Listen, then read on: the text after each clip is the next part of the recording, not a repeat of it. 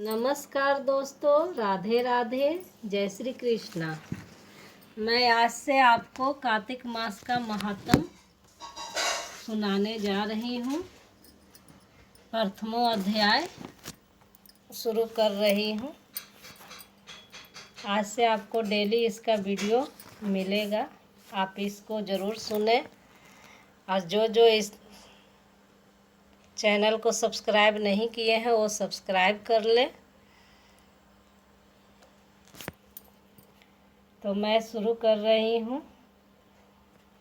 सूत जी ने कहा, जब देवर्षि श्रेष्ठ नारद श्री कृष्ण चंद्र जी से मंत्रणा करके चले गए, तब हर्ष से गदगद होकर सत्यभामा ने अपने पति श्री कृष्ण चंद्र जी से कहा, हे स्वामीन, मैं धन्य हूँ, मेरा सफल जीवन धन्य है। मैं अपने को कृत्य समझती हूँ। मेरे जन्मदाता वे माता पिता भी धन्य हैं, क्योंकि उन्होंने निस्संदेह त्रैलोक्य सुंदरी मुझ सत्यभामा को जन्म दिया है। इस सुंदरता का ही प्रभाव है कि आपकी 16,000 स्त्रियों के रहते हुए भी मैं आपको विशेष प्रिय हूँ। केवल इसी के लिए मेरे कल्प वृक्ष के साथ आदि पुरुष आपको विधि पूर्वक संकल्प कर नारद के लिए यह समय समर्पित कर दिया था। जब संसार के लोग कल्प वृक्ष का नाम तक नहीं जानते, वही कल्प वृक्ष उस समय से मेरे आंगन में लगा हुआ है। हे मधुसूदन, तीनों लोकों के स्वामी भगवान लक्ष्मीपति की मैं अतिशय प्रियतमा हूँ, इसलिए मैं आपसे कुछ पूछने की इच्छा करती हूँ।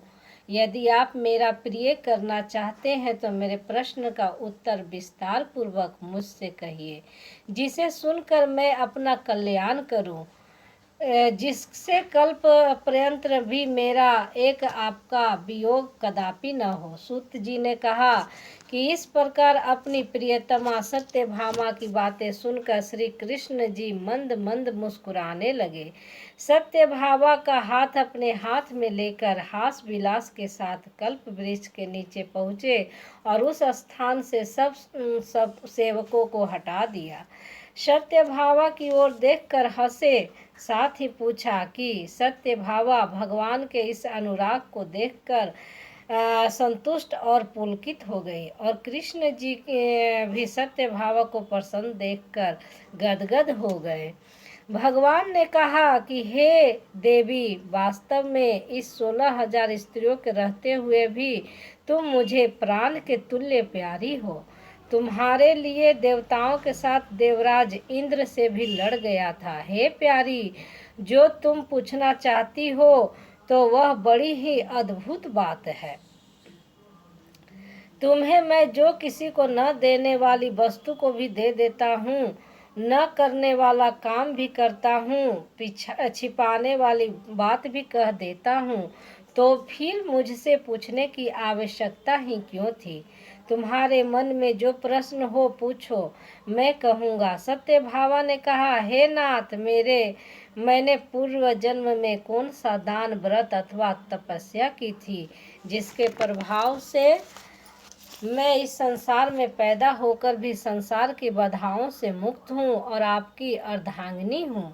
सर्वदा गरुड़ पर सवारी करती हूँ। आपके साथ इंद्रादिक देवताओं के यहाँ आपके जाने पर आपके साथ मैं भी जाती हूँ। यदि मैं पूछती हूँ कि मैंने उस जन्म में कौन सा शुभ कर्म किया है, पूर्व जन्म में मैं कौन थी, मेरा कैसा स्वभाव था और किसकी पुत्री थी? श्री कृष्ण जी ने कहा, हे प्रिय, तुम सावधान होकर सुनो। मैं तुम्हारे पूर्व जन्म की कथा कहता हूँ। उस जन्म में तुमने जिस पवित्र व्रत को किया था सो बतलाता हूँ। तब की सत्य युग का अंत हो रहा था। उस समय महापुरी में एक अत्रि गोत्र वाला देव शर्मा नामक ब्राह्मण निवास करता था। वह समस्त वेदों तथा वेदांगों का पारंगत, अतिथि पूजक, अग्निहोत्री तथा सूर्य नारायण का व्रत करता था। सर्वदा सूर्य देव की उपासना करने के कारण वह दूसरे सूर्य की भांति देदीप्यमान था। उसको वृद्धावस्था में गुणवती नाम की एक कन्या उत्पन्न हुई। देव शर्मा को उस पुत्री के अतिरिक्त कोई संतान नहीं थी। उसने अपनी पुत्री का विवाह अपने एक शिष्य चंद्र के साथ कर दिया। पुत्र विहीन देव शर्मा अपने शिष्य चंद्र को अपने पुत्र के समान मानते थे और जितेंद्रिय चंद्र भी देव शर्मा को अपने पिता के सदृश समझता था। एक दिन चंद्र और देव शर्मा दोनों कुश और समिधा लाने के लिए वन में गए और इधर उधर घूमते घूमते हिमालय के समीप एक उपवन में पहुंच गए। तब तक उन्होंने एक विकराल राक्षस को अपनी ओर आते हुए देखा।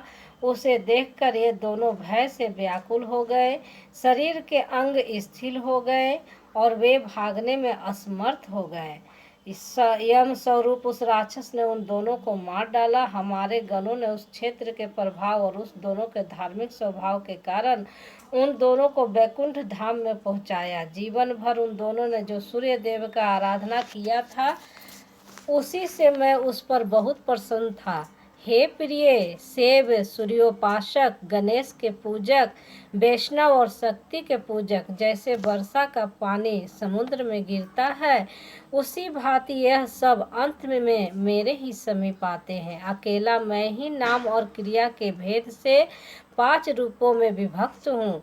जैसे किसी का नाम देवदत्त है, वही देवदत्त किसी का बाप है, किसी का पुत्र है, किसी का भाई है और किसी का भतीजा है, लेकिन वास्तव में वह देवदत्त एक ही है। अस्तु सूर्य के समान तेजस्वी वे दोनों मेरे वैकुंठ में आकर रहने लगे। विमान पर यात्रा करते थे, उनका मेरे समान रूप था। वे मेरे ही समीप रहते थे और उनके शरीर में दिव्य चंदन लगा रहता था। प्रथमो अध्याय यहीं तक है। द्वितीय अध्याय का वीडियो कल आपको मिलेगा। इसी प्रकार आप इस कार्तिक महात्म को सुनिए। इसे सुनने से बहुत ही पुण्य की प्राप्ति होती है। नमस्कार, राधे राधे।